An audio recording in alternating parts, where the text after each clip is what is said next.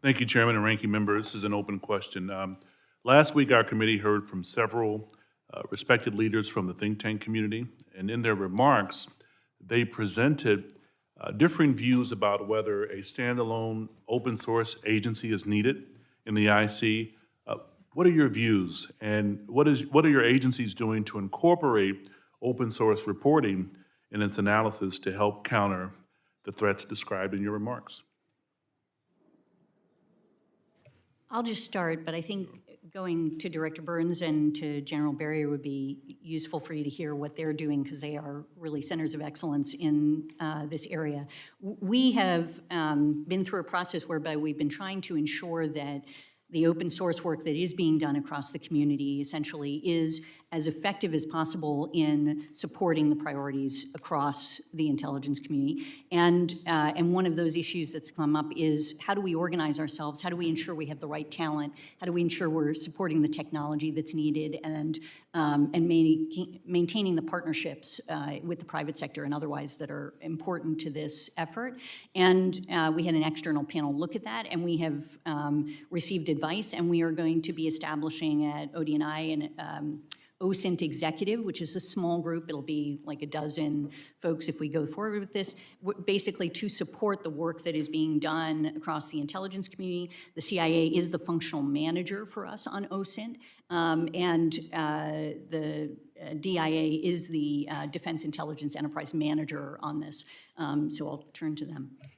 Sure. No, just to add, Congressman, I mean, I take very seriously the increasingly important role of open source information. We can't function effectively as an intelligence service, as the functional manager across the intelligence community, unless we put more resources, more drive, more energy into this issue. So I appointed a new director of our open source enterprise several months ago, and I'm really pleased with the drive and energy and creativity that he's bringing to this as well, not only to make better use of artificial intelligence and machine learning, because the challenge for us, for our analysts, is sifting through the avalanche of information that's out there, sifting through the haystack to get to those needles that are going to matter most to human analysts, and doing it very quickly. And then to work with Director Haynes and General Barrier and our other partners in the IC to avoid duplication.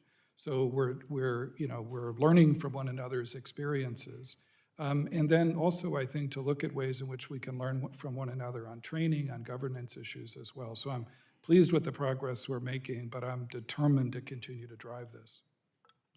Congressman, we think that open source, when combined with other sources of information that are classified, really comprises the secret sauce for all source analysis. And so I would say, from a defense portfolio side of the house, what we're trying to do is formally establish the defense program so that we have standards for training tradecraft, that we're not getting ripped off in multiple places by buying the same kind of data, and that we're doing this in a way that's smart across the services and across the combatant commands. Lastly, Chairman, recently we heard from several speakers, including General Petraeus, who warned of a lack of a genuine workforce development training in the IC. What are your organizations doing to improve diversity when it comes to recruiting and retaining your workforces? And if you agree that the IC needs to devote more resources to professional development, how do you all plan on tackling those very apparent issues?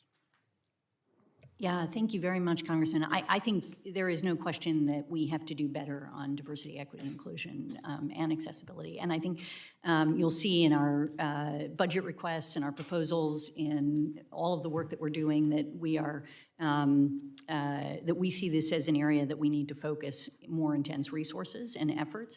I will tell you that what as a general matter, when I look across ODNI, for example, in the senior leadership, and I look at the percentage of Hispanic and Latinos, for example, it is, a little bit more than 3%, and that clearly does not reflect the country.